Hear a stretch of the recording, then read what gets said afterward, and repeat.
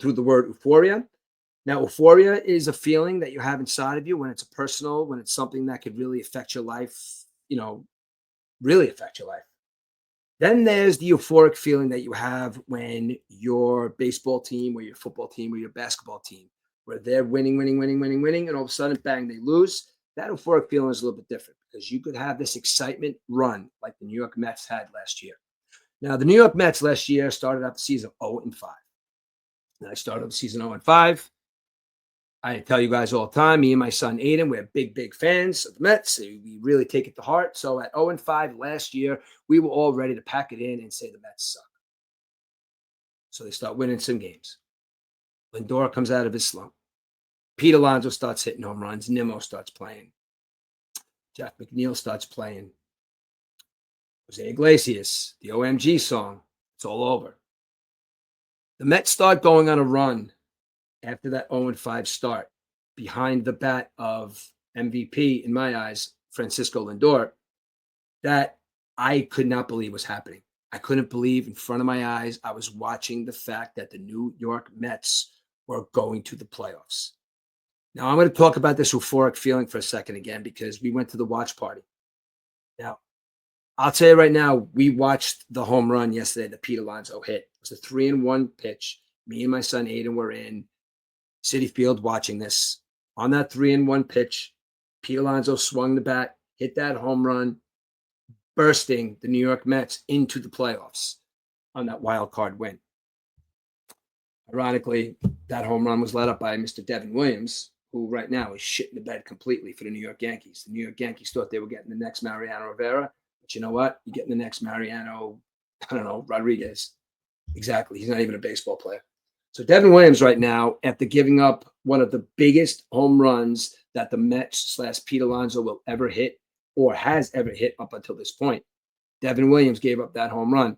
I think that changed that man for the rest of his career because he showed up in a Yankee uniform. He doesn't look at all like that guy that everybody was talking about last year in the Milwaukee Brewers uniform being the best closer in baseball. It's Devin Williams. You led up that big home run to Pete Alonso. And the feeling that I had, the feeling that my son had, the yelling, the screaming, the stadium, we just knew something was going to happen. See, now this is where it gets a little confusing. Because that feeling that I have of 0-5 start, maybe they could do something. Holy shit, the Mets are playing well. Wow, they made the playoffs. Now we play Philly. Okay, Philadelphia. Philadelphia had a great team last year. You got Bryce Harper. You got Trey Turner. You got Zach Wheeler. You got all these guys on this team that make up this tough, gritty Philadelphia Phillies. Kyle Schwarber hitting home runs left and right. This is a Phillies baseball team last year that won the division. They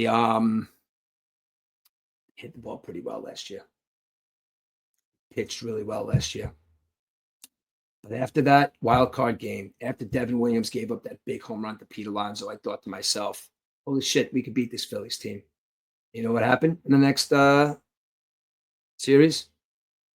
Francisco Lindor. My guy. One of my all-time favorite baseball players to ever put on a uniform. And I'm not just saying just because he's a Met, because I'm going to go into my favorite team and my favorite player and how that's differentiated in some people, and I happen to be one of them. But when he hit that grand slam, the poise that he ran around the bases with, the confidence that he jogged around those bases, the confidence of an MVP, the confidence of a captain, the confidence of I'm supposed to do that, the confidence of my team is down 1-0, they need a home run. The confidence is I'm going to do it. Okay. Now, it's happened again, and that confidence level of Francisco Lindor has always been there. You got your guys that react differently to big home runs. You got Francisco Lindor hits a big home run, kind of nonchalantly jogs around the bases like he's supposed to be. That's what the captain of a baseball team does. That's what the best player on the baseball team does. Francisco Lindor, confidence, bang, home run. You know what? Holy shit, Philadelphia Phillies, we beat them. And all of a sudden, you're looking at a guy named Mark Vientos. Mark Vientos is hitting home runs. Winker. This year, triples. I'm going to go back. Winker wasn't on the team last year. I just looked down at his name and I said Winker. Last year's Mets team, Jeff McNeil.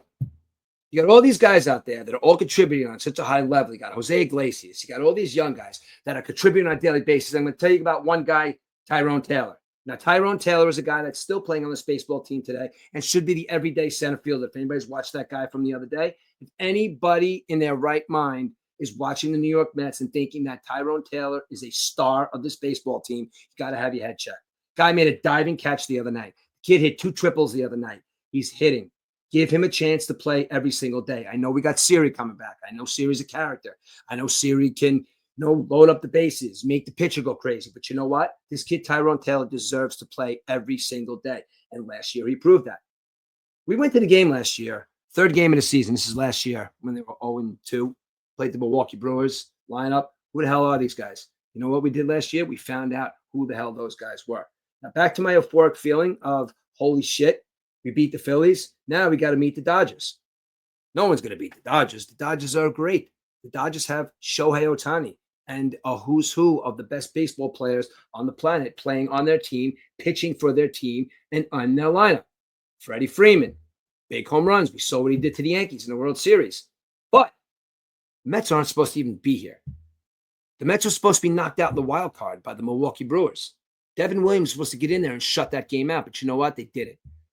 The New York Mets beat the Milwaukee Brewers. The New York Mets beat the Philadelphia Phillies. And unfortunately, they come up to the NLCS and they meet a team like the Los Angeles Dodgers. Let's be honest, guys. Firing on all cylinders. They can pitch, they can hit, they do anything and do everything right. The Mets' dream season came to an end. The Mets' dream season last year of 0-5, holy shit, we're in the NLCS, was such a wild ride of euphoria and disappointment back to euphoria that you have to stop and think. Now, look, I was mad when they lost in the NLCS. I was upset. My son was upset. We were pissed. But you know what? Go back to 0-5. Were we supposed to be there? Was this team supposed to come together and play like they did? Were we supposed to pitch like that? Are we supposed to hit like that? Were we supposed to pick each other up like that? Were we supposed to make stars out of people who other teams and other cities and other players and other fans have no idea who these guys are? That was the New York Mets last year. That ride that we went on last year came to a screeching halt against the Los Angeles Dodgers. But you know what, though? The Mets played pretty good. Vientos, big hits. Lindor, big hits from top to bottom. But the Los Angeles Dodgers were just way too much. That's obvious for our New York Yankees team that played very well last year with Soto and Judge in that lineup. Judge dropping a fly ball in the outfield. Listen, it happens.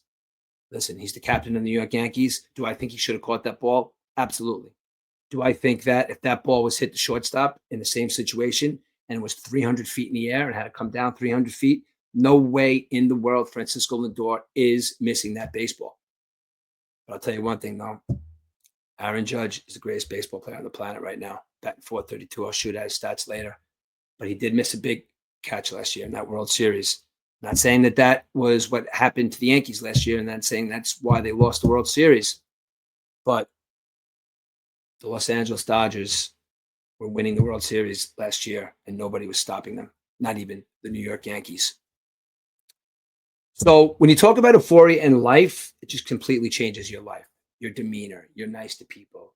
I mean, your everyday life just becomes so much better when you don't have the burden of stuff that you think is not going to be worked out or stuff that's insurmountable that you can't work it out. And all of a sudden that it does. No feeling like that. When it comes to your sports team, when it's over, when they lose in the NLCS, when the sadness is gone, when the anger is gone, when the woulda, coulda, shouldas are gone, that's when we stop and we say, let's move on to next year. Because this year, guys, the Mets did not start off 0-5. The Mets did not start off like that team that's going to be in the basement.